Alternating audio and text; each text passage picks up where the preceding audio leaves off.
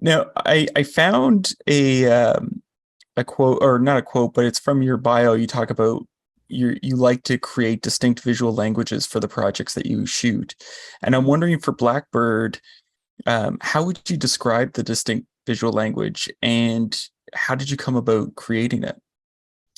Yeah, so for Blackbird, I think that visual language was all about restraint in a lot of ways. I think it's pretty minimalistic in camera movement specifically. I mean, sometimes there are, larger or I guess more complicated camera moves, but for the most part, this is a character-driven drama, and where the camera is very intimate with the characters.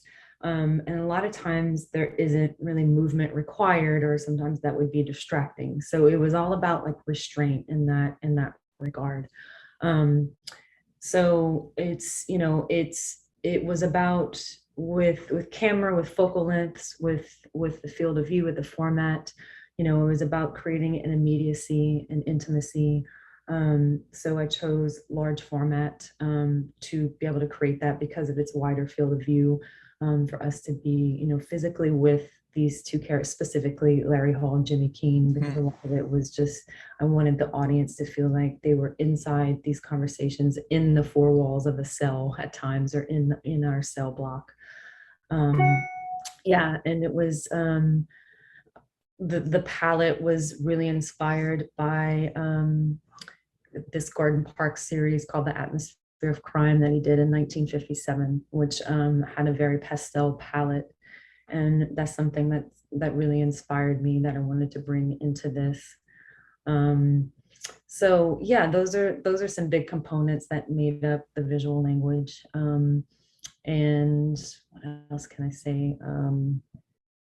Yeah, I think it was a lot of just like being drawn inward to these very uncomfortable conversations, and everything is pretty, you know, informed by naturalism, Hmm.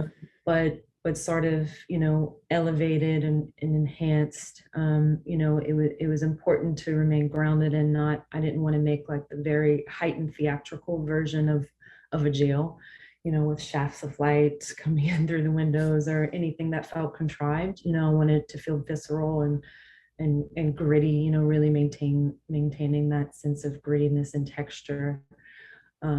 So it was a lot of mixing different light sources like daylight and tungsten and fluorescent, Hmm. and the colors of all those different lighting, color temperatures. And yeah, so that was sort of the main ingredients that made up our visual language. Well, and you guys shot in a real prison, so I'm assuming having the larger format helped Yeah, with absolutely. space, Yeah, getting into the exactly. And tiny that was cells. another thing. Exactly. Having that large format definitely helped us. Yeah, because it was non-operational, but it was a real prison. So we were very, our hands were tied a lot, so we had many workarounds to make it work. But when that camera was in the cells, we had one portal in each of the hero cells that the art department cut out for us. It was maybe, I don't know, 6 feet wide, 5 feet wide by 4 feet. So it wasn't huge, but it was enough to get like put an arm, a small jib through, to be able to shoot from that perspective and not be up against the walls, to get slightly wider. Yeah. But really only ended up with like a medium shot that way through that portal. So and it was a big deal to take it out. It wasn't like a traditional wild wall where, it was Yeah. relatively quick. So, we had to really like plan our shots accordingly. Well, and prisons aren't known for their, amazing lighting. So, Exactly. Exactly. Yeah. how much did you rely on their lights? Because you said using different lighting Yeah. sources versus Yeah. how much did you bring in and, Yeah. create? Yeah. So in the prison, there were a lot of fluorescent lighting fixtures. Mhm. And those were, bolted into the ceilings. There were one in between, there was one fixture in between every set of cells. So between two cells there was one on the outside, and then each cell had an overhead fluorescent light, which I didn't use. We turned all of those off. And then art department installed a little tungsten lamp, a practical on the wall in each cell by a mirror. So the fluorescents on the outside in the cell blocks, those bulbs were changed out to cool white before we started shooting, so they were all consistent. So that was just traditional, fluorescent tubes. But the tricky part was I couldn't, it's not like I had Titan tubes in there because it was just, it would have been a really big deal because they're bolted shut in the ceilings, to change them out and, all throughout the shoot would have been a really big deal. And the way the fixtures were circuited, it was basically all on or all off. So I didn't have control. I couldn't isolate different units, which I really needed to do. So the workaround was the grips cut out various materials, whether it's solid black, or diffusion or ND gels that were the exact size of the fixtures. And we'd attach with really strong industrial magnets. So that's how, if I wanted, tin off, then, we'd put the black over the tin and leave a couple of them on. So I'd shape them that way. So I did use those. And then I'd augment those with like our tubes, like Titans or Sky panels, as necessary. So it was like smaller units inside.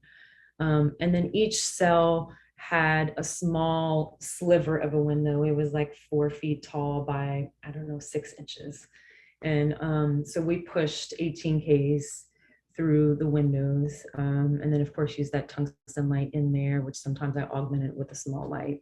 And then I did sometimes bring tubes inside of the cells to, just continue the wrap of the 18K pushing through the window.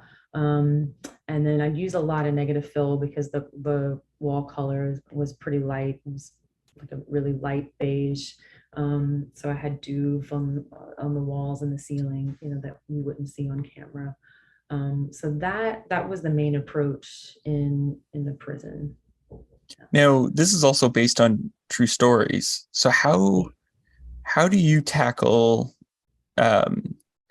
creating these visuals and being respectful to the original victims and the original people involved, but still you're essentially creating entertainment out of something like this. So how do you stay respectful when you're shooting something like that and lighting it? Yeah, I mean, I think the scripts were very respectful of the real people. I think Dennis did a wonderful job in doing that. And in episode 5 is sort of, tribute to Jessica Roach, one of the main victims that the show is centered around, and just giving her a voice. She's not just a number, just called a victim. She actually had a life. And I thought that was really important and special and necessary to do.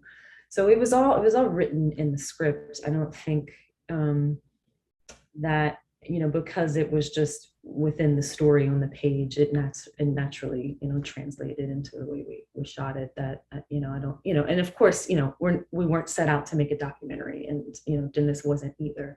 So he took the essence of the true story, but created the emotional journey of Jimmy King, because that wasn't the facts. That was Dennis's approach, and that was what he wanted to explore in this particular story and what he was interested in. He wasn't necessarily interested in the plot. This is not a plot driven. I mean, yes, there is the plot, but it's not driving the narrative. It's Jimmy's emotional journey and what he inadvertently learns through becoming fake friends with a serial killer, and how Larry Hall ends up becoming a reflection of himself in a lot of ways, and the questions that he starts to ask himself, and the work that he does when he starts to look inward and examines his own misogyny. And so that was all written in the page, and I thought that's the hook, and that's what really drew me in when I read the scripts, is that layer. Yeah, you shot the whole series, Yes. which is not usual. So how did that impact you in your your prep time, which was also quite short, Yeah. about 5 weeks. Yeah. So Yeah. how do you Oh my tackle gosh. that? Yeah. So it was my first TV series. So I saw this as a wonderful opportunity to shoot a whole series by myself and to create the look and to maintain the look and not have to alternate with another DP. So yeah, it's a pretty rare thing, and I was really excited about that. Yeah, only 5 weeks of prep was very rushed. It wasn't much time at all. So the only thing I could do within those 5 weeks is really prioritize the big stuff, the bigger scenes, and the more, it's because you can't begin to prep a whole 6-part series, and you just can't physically do that in 5 weeks. So it was just kind of taking it bit by bit. We did have, like, in the middle of we kind of divided the whole shooting schedule into 2 blocks. So in the middle, we had like a week off. So I got to do some prep with Jim McKay, who came in and did episode 4, directed episode 4, and there was another small break, like a week or so, after Jim left, and Joe Chappelle came on and did 5 and 6. So it's like, I couldn't really even think about episodes 4, 5, and 6 in the beginning, because they were just so far down. So it was just, yes, looking at the series as a whole and coming up with the visual language that worked and that would be appropriate for the whole series, and really focusing on the immediate, the first couple months of shooting, and the bigger locations and bigger scenes, and just doing it that way. It was a lot of weekend work, a lot of meeting up on the weekends and shot listing with the directors for the week ahead, sometimes scouting on the weekends. So yeah, I was just kind of squeezing in as much prep time as I could, really. It was just, yeah, nonstop. Yeah. Now, is there a particular scene that was difficult to execute, but you're really proud of the work and the way it came out? Let's see.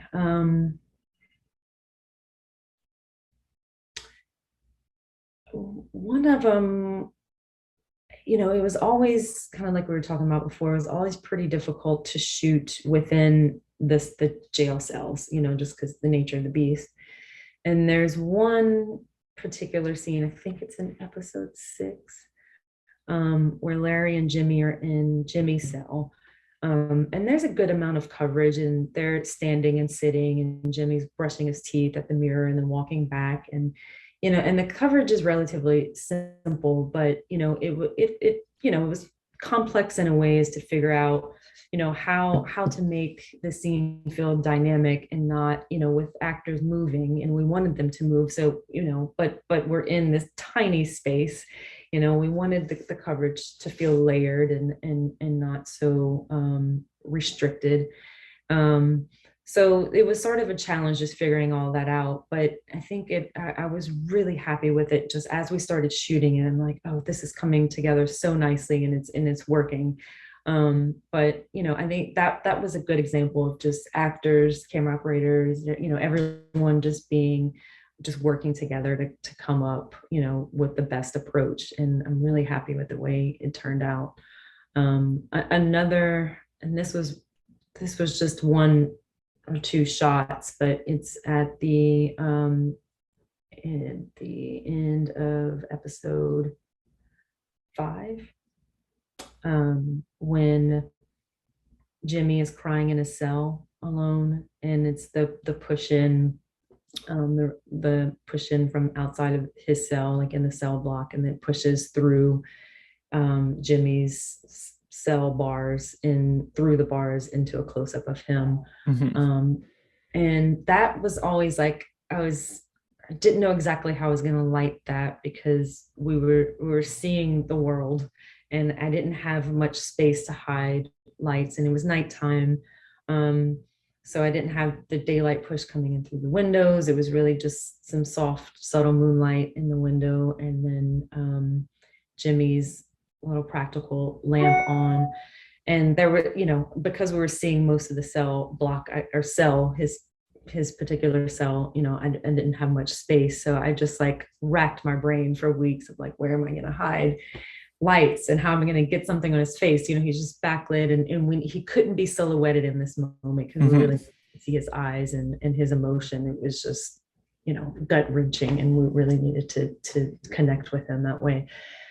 So it ended up being a very simple solution that we sort of figured out in the moment it's like, it wasn't where the lighting comes from. It's like, it's not really motivated, but you buy it because you see the practical light lamp in the background. So he's leaning on his desk and there's a stack of books, and I hid a little like disc light wrapped in muslin, and it's an LED light, and it was like made it tungsten and put it behind the books, and it sort of uplit him.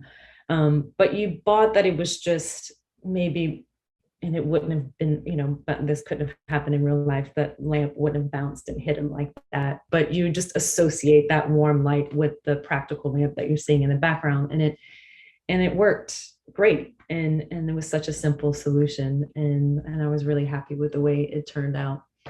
So that was another example of that. Now, how do you like to work with colorists? Because you're essentially, it's like a team effort now. Like, you've got to capture the image and then you got to sort of work with them to finalize it. So how do you do that as a project like Blackbird? Yeah. So it's very much a collaboration. It's Natasha Leonette, who's my colorist, was a fantastic collaborator. The main things I showed her was that Gordon Park series.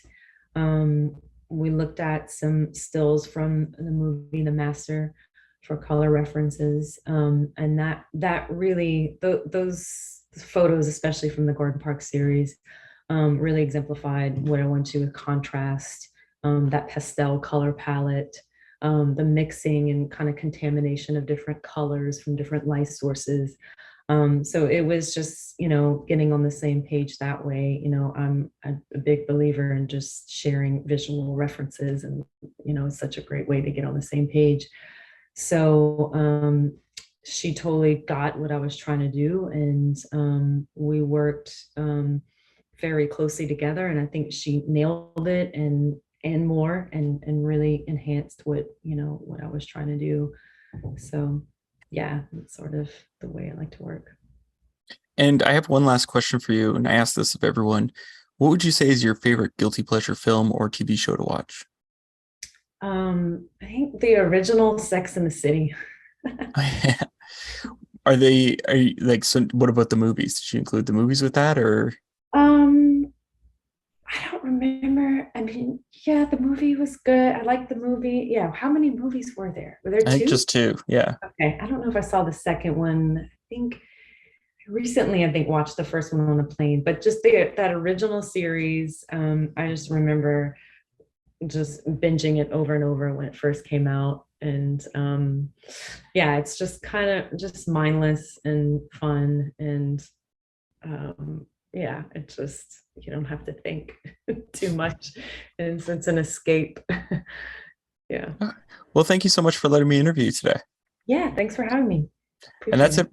That's it for this week, everyone. Make sure to check us out at filmmakeru.com, and of course, follow us for our latest courses at filmmaker_u on Twitter. I'm Gordon Burkell. Thanks for watching. Today's episode of Filmmaker U is brought to you by our sponsors, OWC. Go to owcdigital.com for all your filmmaking and computer needs. And it's also brought to you by our other sponsors, AJA. Make sure to check out aja.com so that you can see how they can help you in your post-production needs.